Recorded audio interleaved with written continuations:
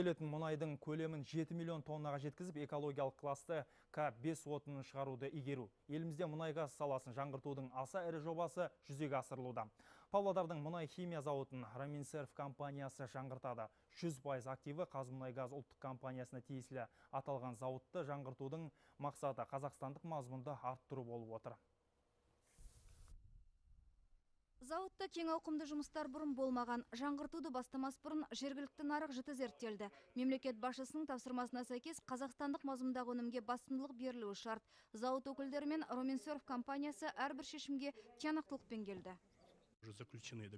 Қазақстанда жасалған ірі қондырғыларды алу үшін бірінші келісімге қол қойылды. Қазақстандық бизнес Павлодар мұнай химия зауытын жаңғыртуға лайықты үлес қосады деп сенемін. Мен мемлекет басшысы берген барлық тапсырманы аяғына дейін жеткіземіз деп ойлаймын. 2016 жылы қажетті өнім аламыз. Роминсерв мәліметі бойынша құрылыс алаңдарындағы жаңғырту жұмыстарына 2000 адам тартылады. 6 жаңа қондырғы пайда болады. Роминсервтің Шығыс Еуропада 3 мұнай зауытын жаңғыртқан жақсы тәжірибесі бар. Компания Роминсерв обладает очень... Роминсерв компаниясы тәжірибелі инженерлік кадрларға ие. Біз алдымен жобаны жүзеге асыру мерзімі қысқарады, жобаны жүзеге асыру сапасы артады деп үміттенеміз. Президент халыққа жолдауында мұнай-газ секторына ерекше мән берген. Павлодар мұнай химия зауытын жаңғырту осы бағытта атқарылатын шаралар негізінде іске асады. Қарлығаш Қасиетова, Марат Игіліков, Алексей Миницкий, Павлодар.